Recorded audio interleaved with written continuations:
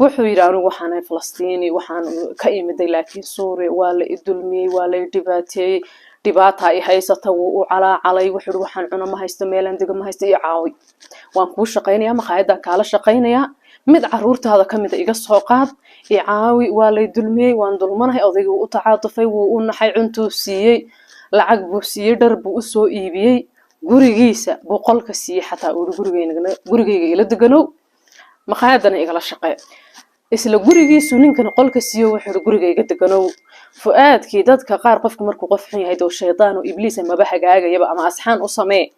ama hadaa doontid malqacad dahaba cunto ku sii taaj dahaba xataa madaxa dad sarta isma bedelayo ninkii fuaadaha sidii u joogay wuxuu ka dhax bilaabay reerkii uu la deganaa uu ka dhax bilaabay odaygii Faysal xaaskiisii waa ka shukaasadayba ee ku yiri gabadhii waan ku jeclahay waan ku rabaa anaa ku guursanay odaygan wuu ka weyn yahay odaygan waa sida gabadhuna ahbalad kale hay'ad sidii u shukaansanay u sheekaysanay maxay ku heshiiyeen labadoodu isku guursadaan odaygan markii uu shaqeeyay wuxuu walee ninkan iyo gabadhan waxba ka dhaxeeya odaygii wax seexanayo iska dhigay iyagu maxay heshiis ku yihiin odaygan markuu seexdo in la dilo wax seexanayo iska dhigay odaygii wax seexanay markuu iska dhigay buu arkay marka xaaskiisii oo kacaysa oo baxaysa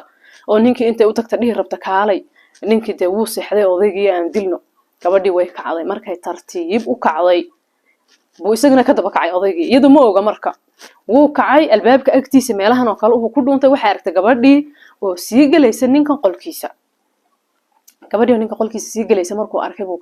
ka mudaba galinay yani wuxuu istaagay iridka wuxuu islaam markay isagu labadan qof bal waxa ka dhaxeeyay indhahaaga aad ku aragtid uu ka shakiyay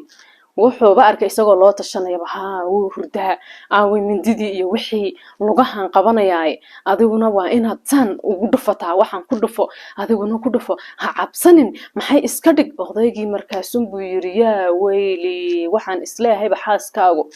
ninkan uu xidid kala dhahay ma inay kow igaga siiyaan bay rabaanba odaygii de intuu albaabkii horta furay albaabkii kore ee laga soo galayay dariskeedu si ay u caawiyaan loogu soo galo albaabkii kore intuu furay uu bir soo qaatay نقول لبدودي قلك وصوغ لدى يجي يتشاني وركه انتو كسو دحدعين بو وقت كسار لبدودي فؤادك وو عرر horta dhowr jeer ba birti lagu dhuftay wuu carray odaygii wuu qayliyay wuu carray fuaadkii islaantii buu qabsaday sidoo u dilayay lafaha intuu ka jajabiyay wuu ku sugay wallahi gacmaha lugaha meel kasta intuu ka jajabiyay